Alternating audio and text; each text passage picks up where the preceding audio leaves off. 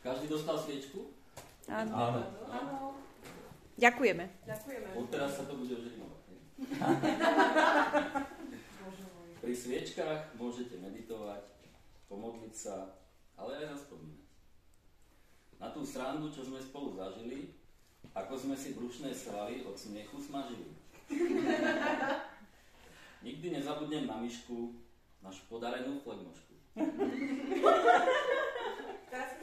Vieme, my vieme hneď. Vieme. Ani na Mateja, hráča tvrdého hokeja. Ondrej, ten zase dá ti v stavce do polohy dobrej.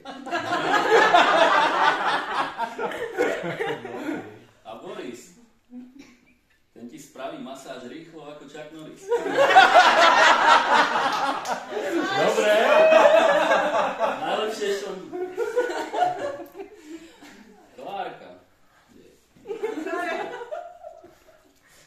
Klárka, kedy si bývala hádzanárka. A teraz je z nej automobilová pretekárka.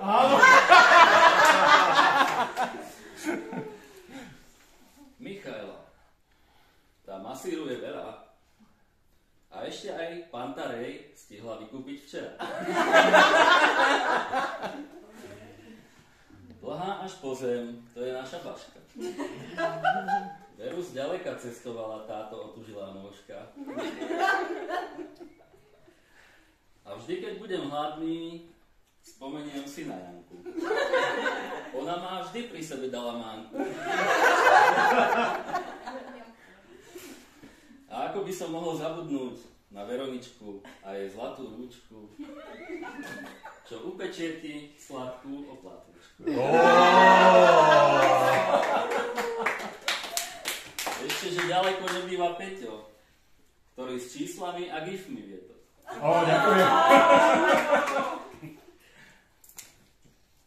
Katka.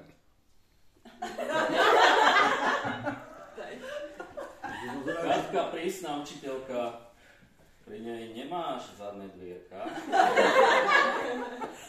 Sedím ako peňazí 5, volajte mi rýchlo 155.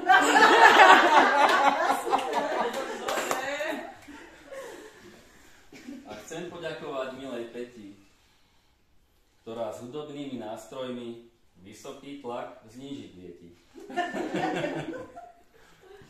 Ďakujem aj Eme, kde nachádza sa vnútorný zapchávač, to už nikdy nezabudneme.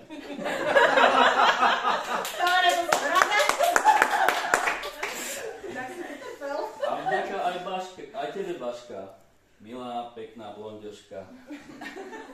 Nezabudnem, keď si na nás kávové zrnka natierala, alebo uterákom a vejárom ovievala. Ďakujeme za všetko, Zdenka, že si taká dobrá, skvelá žienka. Prajem vám, aby ste ešte veľa žiakov vychovali a tak, ako s nami, s radosťou a s láskou s nimi pracovali. A ešte zlatá bodka. Na každého z vás budem s láskou spomínať. Ako sme sa učili tepať, hnietiť, saunovať. Váš saunový terminátor.